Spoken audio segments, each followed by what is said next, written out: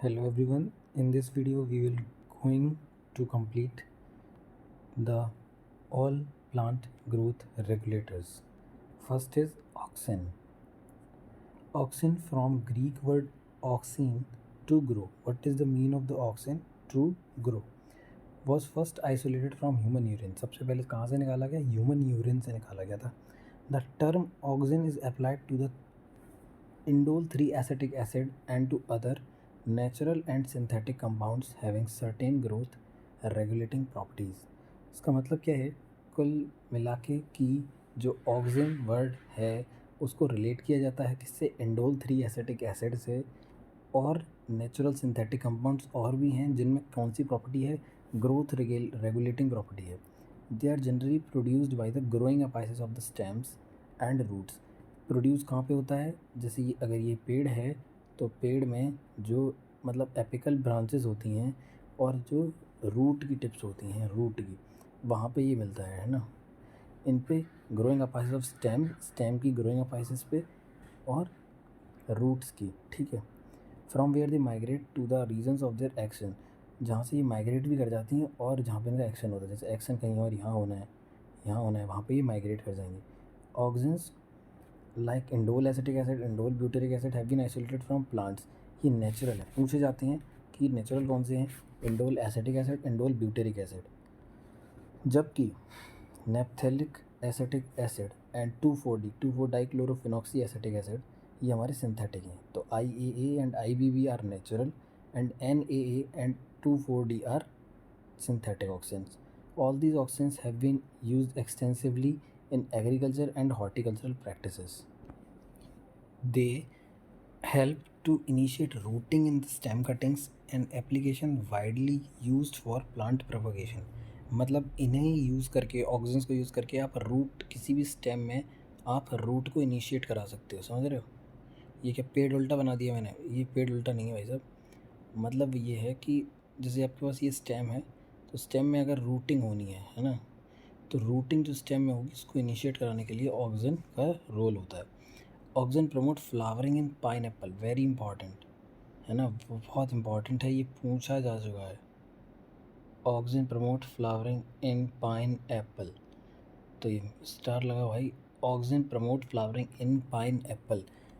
They have to prevent fruit and leaf drop at early stage. है ना, early stage पे बचा रहे हैं, but promote the abscission of older mature leaves and fruit. ठीक है. मतलब जो बूढ़ी लीव्स हो जाती हैं ना और पुरानी फ्रूट से लीव्स हो जाती हैं उनका तो वो क्या करता है? एब्सिसन को प्रमोट करता है. जबकि जो अर्ली स्टेज में होते हैं ना उनका प्रिवेंट करता है ड्रॉप को. ठीक है.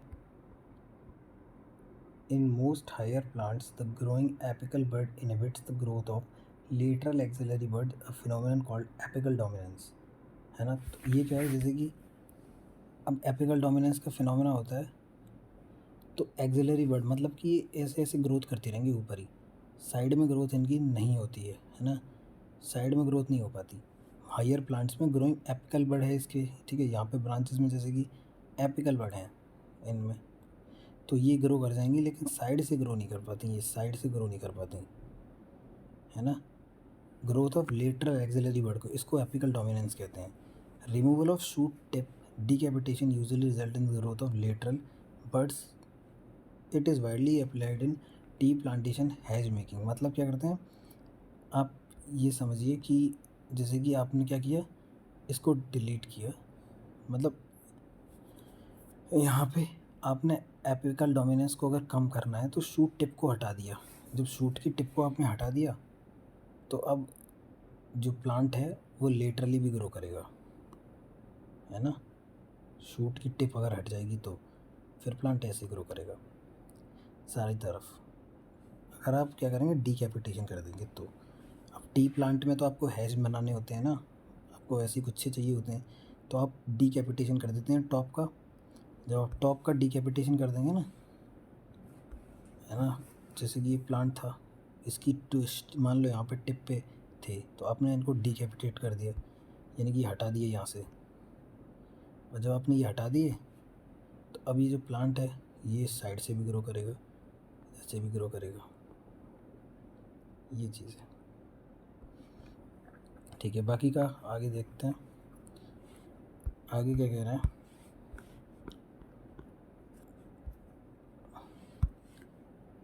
Auxin also induce parthenocarpy. Parthenocarpy क्या होता है? Producing food without fertilization. जैसे कि टोमेटोज बहुत अच्छा एग्जांपल है, इस बार हो सकता है पूछ लें। ऑक्सिन ऑल्सो इंड्यूस पार्थिनोकार्पी, जैसे टोमेटो में। पाइनएप्पल में क्या करा रहा था? फ्लावरिंग। और पार्थिनोकार्पी करा रहा है टोमेटो में। आप हर्बिसाइड की तरह 2,4-D को यूज़ कर सकते हो। आपको दो पढ़ाए थे सिंथेटिक, NAA और 2,4-D। 2,4-D किल करता है डाइकोटिलेडोन को। आया हुआ सवाल है कि मोनोकॉट को करता है? नहीं, डाइकॉट को करता है। स्टेटमेंट में पूछ लेंगे। Does not affect mature monocot plant, it is use to prepare weed free lawn by gardeners. Auxin also control xylem differentiation. Highlight क्यों कर रहा हूँ? कभी नहीं पूछा गया इसलिए। हेल्प्स इन सेल डिवीज़न, तो ये याद रखना। ऑक्सिन जाइलम डिफरेंशिएशन और सेल डिवीज़न में भी हेल्प करता है। नेक्स्ट है gibberellins. Gibberellins are another kind of promotory PGR. There are more than 100 gibberellins reported from widely different organisms such as fungi and higher plants. मतलब 100 लगभग gibberellins हमें अभी तक मिल चुके हैं फंजाई से और हायर प्लांट्स को मिला के। They are denoted GA1, GA2, GA3 and so on. ये बहुत इंपॉर्टेंट है कि जिब्रेलिक एसिड GA3 जो है वो सबसे पहले डिस्कवर किया जाने वाला जिब्रेलिन है। हम लोग को लगता है मेजरली GA1 नाम है तो पहला वाला हुआ होगा, चलो दूसरा वाला, लेकिन तीसरा वाला जो होता है इसकी डिस्कवरी सबसे पहले हुई थी। And remains the most intensively study form. भाई जो सबसे पहले डिस्कवर हुआ है वो सबसे ज़्यादा इंटेंसली पढ़ा भी जाएगा। ऑल GAs आर एसिडिक, बहुत इंपॉर्टेंट लाइन है, कहीं भी दे सकते हैं एक लाइन है ना। All GAs are acidic, they produce a wide variety of physiological responses in the plant. मतलब एसिडिक तो हैं ही, पर वो वाइड वेराइटी के फिजियोलॉजिकल रिस्पॉन्स प्लांट में प्रोवाइड कराते हैं। जैसे कि their ability to cause an increase in the length of an axis is use to increase the length of grape stock. मतलब जो ग्रेप्स होते हैं, ग्रेप्स की जैसे कि ये क्या स्टेम स्टॉक है, तो इस पर छोटे छोटे ग्रेप्स आएंगे, ठीक है, छोटे छोटे ग्रेप्स आ रहे हैं। जैसे अभी क्या होगा कि छोटी अगर स्टॉक है तो कम ग्रेप आएंगे।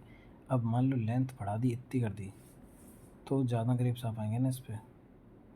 ये कहना चाह रहे हैं इसमें कि जो कि जिब्रेलिक है वो इसकी क्या बढ़ा देता है? लेंथ बढ़ा देता है। Gibberellins cause fruit like apple to elongate and improve its shape. Apple को भी हेल्प करता है इसी भी तरह इलोंगेट करने में। इलोंगेट की जहाँ बात आ जाए, शेप बड़ा अच्छा कर रहा है जिब्रेलिन। ऑल्सो डिनेज सेनीसेंस, तो ये बुढ़ापा भी नहीं आने देता। ये भी अच्छी बात है भाई, बुढ़ापा नहीं आने देगा तो फिर ज़्यादा दिन तक चीज़ कोई चल पाएगी। तो सेनीसेंस को भी यही क्या करता है? डिले करता है। Fruits can be left on the tree longer as to extend the market period. अब से बुढ़ापा नहीं आ रहा तो फ्रूट्स को हम लोग क्या कर सकते हैं? ट्री पे कह सकते हैं कि आप और देर रुके रहो, मार्केट पीरियड चल रहा है। या फिर और नेक्स्ट जैसे सबने बेच लिया फिर तुम्हारा रह जाएगा, क्योंकि तुमने जिब्रेलिक स्प्रे कर दिया था, तो उसमें सेनीसेंस बुढ़ापा लेट में आएगा। GA3 को हम यूज़ कर सकते हैं माल्टिंग और ब्रीविंग इंडस्ट्री में। कहाँ पे यूज़ कर सकते हैं? माल्टिंग और ब्रीविंग इंडस्ट्री में। GA3 पड़ी सबसे ज़्यादा गई है, तो माल्टिंग ब्रीविंग इंडस्ट्री में हम लोग इसको यूज़ कर सकते हैं। उसके अलावा क्या है? Sugar cane also stores carbohydrate sugar in their stems. Spraying sugarcane crop with the gibberella increase the length of the stem, thus the increasing yield by as much as 20 ton पर एकड़। सोचो 20 टन पर एकड़ बढ़ जाती है हम gibberellic डाल देंगे तो 1 एकड़ में 20 टन ज़्यादा निकलेगा, क्योंकि लेंथ बढ़ा देगा। वो किसकी बढ़ा देगा? लेंथ, स्टेम की लेंथ बढ़ाने का काम करता है। तो ये काम होता है इसका। Spraying juvenile conifers with GA hastens the maturity period, thus leading early seed production हो जाता है। मतलब क्या है कि कॉनिफर्स ना बहुत दिनों बाद मतलब पकने वाले थे या मैच्योरिटी पे आने वाले थे, उस आपने क्या किया? Gibberellins also promote bolting internode elongation just prior to flowering, beet cabbage and many plant with rosette habit. याद रख लो भाई साहब, एक तो GA हेस्टेंस था, maturity period in the conifers. Spraying juvenile conifers with the GA hastens the maturity period leading to early seed production. ये बात याद रखो कि जब तुमने स्प्रे कर दिया कॉनिफर्स को तो उसका अर्ली सीड प्रोडक्शन हो गया कॉनिफर्स में। Definition of bolting was important, तो इसको एक बार याद रखेंगे कि बोल्टिंग क्या है। इंटरनोड का एलोंगेशन जस्ट प्रायर, किसकी प्रायर करना है, internode elongation just prior to flowering in beet, cabbage and many plant with rosette habit, है ना। दैट्स इम्पॉर्टेंट यार, मतलब पूछा जा सकता है व्हाट इज़ बोल्टिंग। तो बोल्टिंग का मतलब यही होता है कि इंटरनोड का बढ़ना फूल आने से पहले, है ना। फूल नहीं आया है मतलब स्टेम पे, उससे पहले इंटरनोड का बढ़ना, दैट्स कॉल्ड बोल्टिंग। नेक्स्ट है हमारा साइटोकाइनेंस। साइटोकाइनेंस क्या कहता है? साइटोकाइनेसिस है स्पेसिफिक इफेक्ट ऑन साइटोकाइनेसिस। उसका साइटोकाइनेसिस में बहुत अच्छा खासा प्रभाव पड़ता है। And were discovered as kinetin, किसकी तरफ form discover with kinetin, modified form of adenine a purine. मतलब काइनेटिन है क्या? एक एडेनिन है, एक प्यूरिन। मतलब प्यूरिन और पिरिमिडीन जानते होंगे आप, नाइट्रोजनस बेसिस होते हैं from the autoclaved herring sperm DNA. बहुत इंपॉर्टेंट है। पूछा जाता है कि साइटोकाइनेटिन की डिस्कवर्ड फॉर्म क्या थी? एक तो वो थी काइनेटिन। किस फॉर्म में डिस्कवर हुआ था? काइनेटिन में। और किससे मिला था? From the autoclaved herring sperm DNA, है ना। ऑटोक्लेव्ड हेरिंग स्पर्म डीएनए से हम लोग को ही मिल रहा था। Kinetin does not naturally occurs in the plant. तो अगर पूछ ले कौन सा ऐसा हार्मोन है जो नेचुरली नहीं एकता, तो साइटोकाइनिन है। Search for natural substance with cytokinin like activities lead to the isolation of zeatin for corn kernels and coconut milk. मतलब अब हमें मिला तो साइटोकाइनिन नेचुरली तो मिलता नहीं है। जब हम इसकी मतलब नेचुरल जब हम इसको ढूंढने गए तो हमें क्या मिल गया? जियाटीन मिल गया। क्या मिल गया? Zeatin and corn kernels and coconut milk मिल गया। डिस्कवरी जब से जियाटिन की हुई है उसके बाद काफ़ी सारे नेचुरली अकरिंग साइटोकाइनेंस एंड कुछ synthetic compounds with cell division promoting activity भी मिल गए हैं। जो नेचुरली साइटोकाइनेंस होते हैं वो synthesized in the region where rapid cell division occurs, है ना। तो साइटोकाइनेंस का काम ही यही है, जहाँ भी साइटोकाइनेंस आ जाए ना, उसका साइटोकाइनेंस का काम क्या है? सेल डिवीज़न कराना, है ना। तो साइटोकाइनेंस मेनली कहाँ मिलता है? Cell division. For example root की एपेक्स पे, developing shoot buds, young fruits. Shoot की जो बर्ड्स हैं उनको ग्रो करा रहा है, रूट की एपाइसिस को ग्रो करा रहा है। It helps to produce new leaves, chloroplast in leaves, lateral shoot growth, adventitious shoot formation. Cytokinins help overcome the apical dominance, very important, है ना। They promote nutrient mobilization with the help of delay of leaf senescence another. तो आपका ये सारा important है यार, कुछ भी पूछ सकता है कि सेल डिवीज़न के लिए कौन सा हार्मोन रिस्पॉन्सिबल है, रूट अपाइसिस को डेवलप ऑक्सिन के साथ और किसके साथ, ऑक्सिन के साथ और किसको यूज़ कर सकते हैं? तो साइटोकाइनेन को कर सकते हैं। शूट बर्ड्स भी बढ़ रही हैं, यंग फ्रूट्स और न्यू लीव्स, क्लोरोप्लास्ट और little shoot growth, adventitious shoot formation, कुछ भी पूछा सकता है। Let's discuss ethylene. Okay, so ethylene is a simple gaseous PGR. It is synthesized in large amount by tissues undergoing senescence। मतलब जिनमें ना बुढ़ापा आने वाला है, जिन सेल्स में, उनमें ये बहुत टिश्यूज़ में बहुत बड़े अमाउंट में बनती हैं। एंड राइपनिंग ऑफ फ्रूट्स, है ना। ये तो बहुत इंपॉर्टेंट है कि ग्रोथ की राइपनिंग कराती है। Influence of ethylene on plants include horizontal growth of seedling, swelling of the axis and apical hook formation, dicot seedling. तीनों इंपॉर्टेंट है, तीनों देख लीजिए एक बार, क्योंकि पूछ लेगा कि इनमें से कौन सा फंक्शन नहीं है और कुछ इसके जैसे आंसर बना के दे देगा। तो हॉरिजॉन्टल ग्रोथ कराता है सीडलिंग की, हॉरिजॉन्टल ग्रोथ समझते हैं, ऐसी ग्रोथ कराता है, हॉरिजॉन्टल ग्रोथ कराएगा। स्वेलोइंग करा देगा एक्सेस की, जैसे कि ये एक्सेस है तो इसकी एक्सेस की ऐसे, मतलब ये एक्सेस है तो इसकी स्वेलोइंग करा देगा ऐसे करके, ठीक है, स्वेलिंग करा देगा। उसके बाद apical hook formation. Apical hook का मतलब क्या होता है? आप ये मान लीजिए कि ऐसे करके एक हुक बनवा रहा है, ये एपिकल हुक बनवा रहा है। एपिकल मतलब ऊपर साइड ही बनवाएगा, आपको तो बस याद ही रखना है कि डाइकॉट सीडलिंग जो होती है, सीड है, जैसे यहाँ पे ये सीड है, इसमें एपिकल हुक का फॉर्मेशन कर रहा है, तो कौन कर रहा है? हाँ, ये इथाइलिन कर रहा है। तीनों फंक्शन याद हो गए। पहला हॉरिजॉन्टल ग्रोथ ऑफ सीडलिंग, दूसरा स्वेलिंग ऑफ एक्सेस, तीसरा एपिकल हुक फॉर्मेशन। इसे कहते हैं ट्रिपल रेस्पॉन्स बायो एसे, है ना।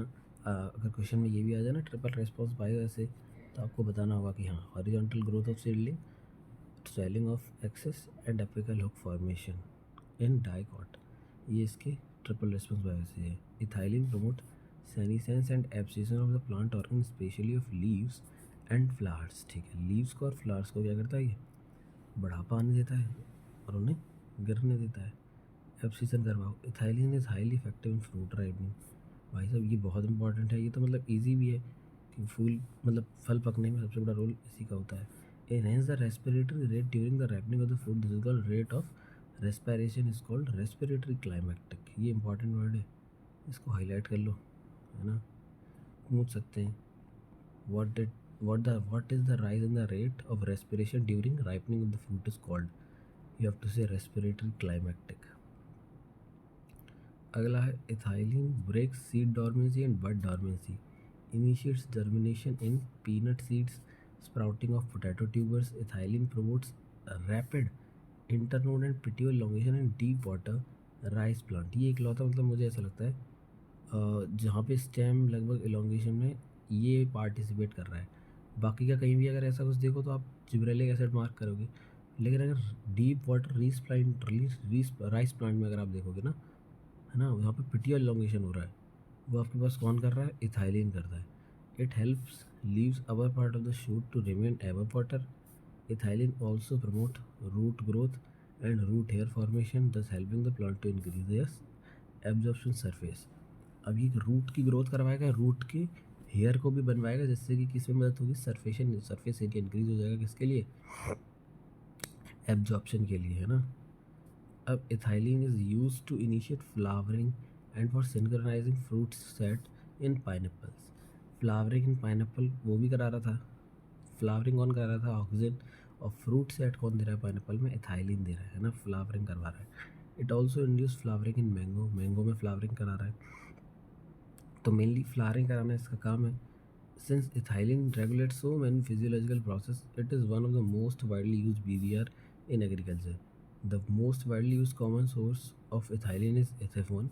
इथेफोन क्या होता है? एक एक्वस सॉल्यूशन होता है जो कि बहुत आसानी से एब्जॉर्ब कर लिया जाता है, ट्रांसपोर्ट हो जाता है प्लांट में और रिलीज करता है इथाइलिन को slowly. Ethephon hastens fruit ripening in tomato, apple and accelerate abscission in flower and fruits. ठीक है, thinning of cotton, cherry, walnut. It promote female flower in cucumber, thereby increasing the yield. बहुत important है, कई बार पूछा जा चुका है। Last one is abscisic acid. So abscisic acid, as mentioned earlier, abscisic acid was discovered for its role in regulating abscission and dormancy.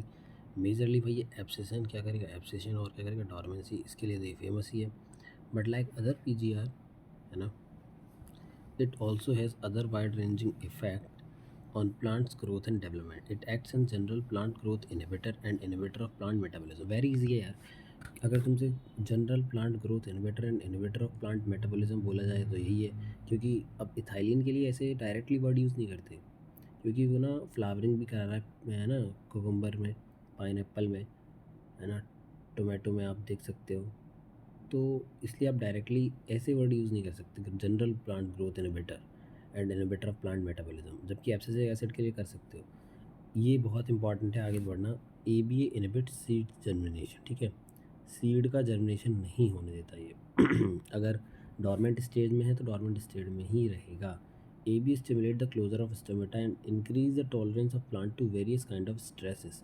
इसे stress hormone भी कहा जाता है, इसलिए ये याद करना बहुत इंपॉर्टेंट है। स्ट्रेस हार्मोन भी कहते हैं इसको। क्यों कहते हैं? क्योंकि ये स्टिमुलेट करता है closure of stomata and increase the tolerance of plant to various kind of stresses. वैसे ये चीज़ थोड़ी सी अच्छी है कि अगर जैसे वाटर की कमी हो रही है तो स्टोमेटा को क्लोज कर दो और प्लांट की टॉलरेंस लेवल को बढ़ा दें, ताकि अगर कोई स्ट्रेस आ रहा है उसको वो टॉलरेट कर पाए। Therefore it is also called as stress hormone, है ना, तो इसलिए इसको स्ट्रेस हार्मोन भी कहते हैं। ABA plays an important role in seed development, maturation and dormancy. Of course seed का डेवलपमेंट में रोल कैसे प्ले कर रहा है भाई, इनहिबिट कर रहा है सीड जर्मिनेशन को, मैचुरेशन में भी करता है और डॉर्मेंसी में भाई इंड्यूसिंग द डॉर्मेंसी, डॉर्मेंसी को इंड्यूस करके AB help seed to withstand desiccation and other factor unfavourable for growth. अब इससे भी मदद मिल रही है ना, अब अनफेवरेबल फॉर ग्रोथ है तो आप उसमें विदस्टैंड मतलब इसको खड़ा कर पा रहे हो कि यार तू ना रुका रहे और अभी थोड़ी अनफेवरेबल कंडीशन है। In most situation AB acts as antagonistic to GA। अब वो क्या करा रहा था, वो मतलब रूटिंग करा रहा था स्टेम वगैरह में, रूट वगैरह में, कौन, जिब्रेलिक एसिड। तो ये इसलिए एंटागोनिस्टिक है GA से। याद रखना बहुत इंपॉर्टेंट पॉइंट है कि ABA जो है वो एंटागोनिस्टिक है GA से।